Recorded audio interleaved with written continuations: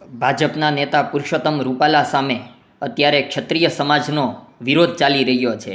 એ પરિસ્થિતિ વચ્ચે ભાવનગર જિલ્લાના ગોહિલવાડ રાજપૂત સમાજ અને રાજપૂત કરણી સેના દ્વારા આંદોલનાત્મક કાર્યક્રમનું આયોજન કરવામાં આવ્યું હતું, જેમાં આ રીતે કાર્યક્રમ હતો।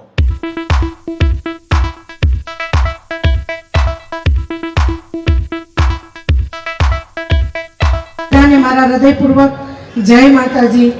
હું મારું નામ ભૂમિબા વિજયસિંહ ચુડાસમા, હાલ ગોહિલવાડ રાજપૂત મહિલા સમાજમાં સેવા આપું છું।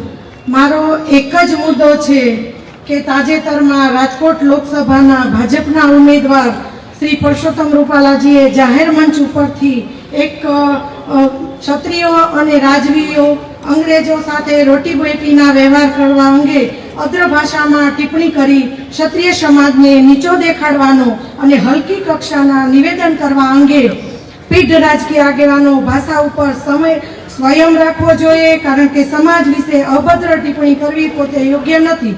આપણા ક્ષત્રિય સમાજના અસ્તિત્વ અને ચારિત્ર ઉપર ડાઘ લાગે એવું નિવેદન ન કરવું જોઈએ। શ્રી રૂપાલાજીની ટિકિટ રદ કરવી જોઈએ એવી તમામ ક્ષત્રિય ભાઈઓ તથા રાજપૂતાણીની કરવામાં આવેલ છે।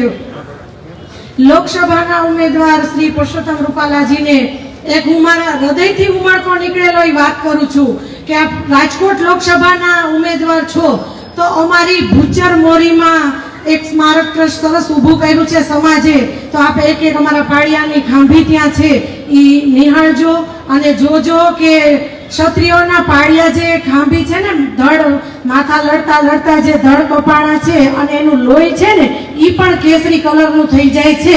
અને રાજપૂતાણી જ્યારે એક ઘરેથી દીકરી થઈ અને વહુ બનીને જાય છે ને ત્યારે એને પણ કેસરી કલરનો જ કલર હોય છે। લાખોપતિ હોય, કરોડપતિ હોય, પણ એનું શાળું તો કેસરી કલરનું જ હોય છે।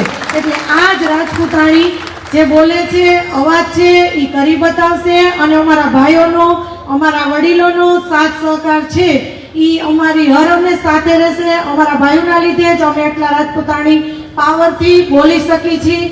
એટલે નરેન્દ્રભાઈએ પણ ઘણીવાર કીધેલું આપણા વડાપ્રધાને કે મારી બહેનો મને 15 પૈસાનો એક પોસ્ટકાર્ડ લખજો તો પણ ભાઈ આવીને ઊભો રહી જશે। તો આજે આ બધી ક્ષત્રિય બહેનો ગુજરાતની તમામ છે એ બધી ક્ષત્રિય બહેનોને આજે ભાઈની જરૂર પડી છે કે 15 પૈસાનું પોસ્ટકાર્ડ રાજપૂતાણી એક લાખ પોસ્ટકાર્ડ લખવાના છે। રાજપૂતાણીઓ તમામ સંસ્થામાંથી આદેશ થયો છે અને આપણે 1 લાખ પોસ્ટકાર્ડ લખશું।